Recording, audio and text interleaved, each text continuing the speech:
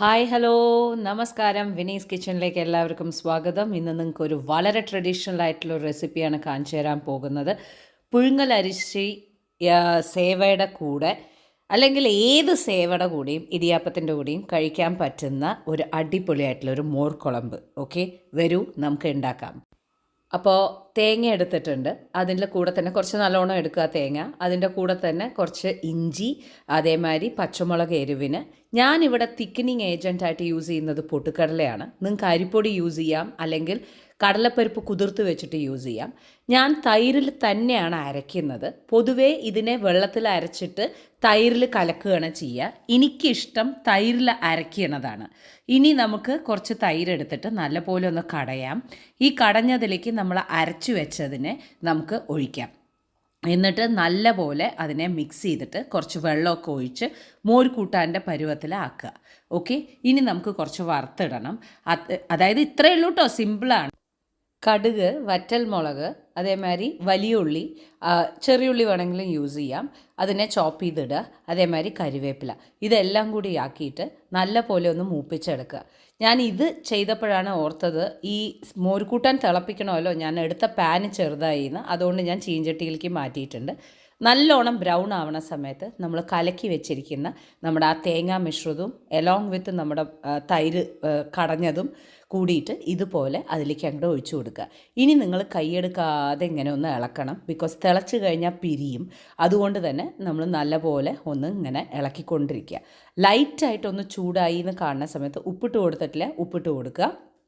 ലൈറ്റായിട്ടൊന്ന് ചൂടായി എന്ന് കാണുന്ന സമയത്ത് നമുക്കെടുത്ത് മാറ്റാം. ഉപ്പൊക്കെ ഒന്ന് നോക്കാം. ഇത് നിങ്ങളൊന്ന് കഴിച്ചു നോക്കണം. നല്ലോണം എരിവോട് കൂടിയിട്ട് നിങ്ങളിതൊന്ന് ഉണ്ടാക്കി നോക്കൂ. എപ്പോഴും നമ്മൾ ഇടിയാപ്പത്തിന് പല കോമ്പിനേഷൻസ് നമ്മൾ കഴിക്കാറില്ലേ? ഇതൊരു അഗ്രഹാരം റെസിപ്പിയാണ്.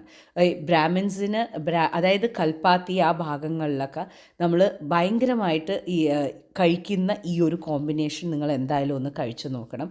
മോർ കുളമ്പ് വിത്ത് പുളുങ്കലരസി സേവൈ. ഇത് ബീറ്റ് ചെയ്യാൻ പറ്റില്ല. ഇതിൻ്റെ കൂടെ ശരിക്കും ഒരു പപ്പടം വേണം. എനിക്കത് ഉണ്ടാക്കാൻ പറ്റിയില്ല. പച്ചമുളകിന് പകരം വറ്റൽ മുളകിലും സെയിം സംഭവം നമുക്ക് ഉണ്ടാക്കാം. ഓക്കെ, എന്തായാലും നിങ്ങൾ ട്രൈ ചെയ്ത് നോക്കൂ. ഇത്രയും സിമ്പിളായിട്ടുള്ള ഒരു റെസിപ്പി കോമ്പിനേഷൻ വേറെ ഉണ്ടാവില്ല. എന്നാലോ വളരെ ട്രഡീഷണൽ ആയിട്ടുള്ള ഒരു റെസിപ്പിയാണ്. എൻ്റെ പേഴ്സണൽ ഫേവറേറ്റ് ആണ്. ഈ ഒഴിക്കുന്ന കാണുമ്പോൾ തന്നെ നിങ്ങൾക്കറിയാം ഞാൻ എത്രമാത്രം ഇൻട്രസ്റ്റോട് കൂടിയിട്ട് കഴിക്കുന്നതാണ് എന്നുള്ളത്. വാങ്ങോ, സാപ്പെല്ലാം പുളുങ്കലരിസി ഇടിയാപ്പം ആൻഡ് സേവൈ. പുളുങ്കലരിസി സേവൈ വിത്ത് മോർ കുളമ്പ്. ഇത്രയും ട്രഡീഷണൽ ആയിട്ടുള്ള റെസിപ്പി വേറെയില്ല. So easy to make and heavenly. അതിങ്ങനെ മുകളിലേക്ക് ഒഴിച്ചിട്ട് നിങ്ങൾക്ക് വേണമെങ്കിൽ അരിപ്പൊടി യൂസ് ചെയ്യാം, കടലപ്പരിപ്പ് യൂസ് ചെയ്യാം, ഈ തിക്കനിങ് ഏജന്റ് എന്ത് വേണമെങ്കിലും നിങ്ങൾക്ക് യൂസ് ചെയ്യാം. ഇനി ചില ആൾക്കാർ ഇതിൽ ഉള്ളി ചേർക്കാറില്ല. ഇതൊക്കെ ഓരോരുത്തരുടെ ചോയ്സ് ആണ്. ഇതവിടെ കുഴച്ചിട്ട് ഓക്കെ.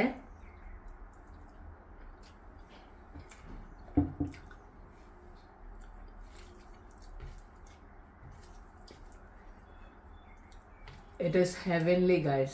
Must try.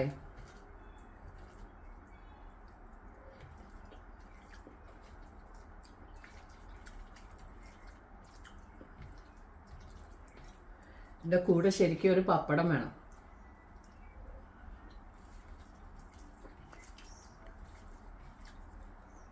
ഓക്കെ, അപ്പോൾ നിങ്ങളും ഉണ്ടാക്കി നോക്കുക. ഈ ഒരു കോമ്പിനേഷൻ ഇഷ്ടാവുന്ന പ്രതീക്ഷിക്കുന്നു.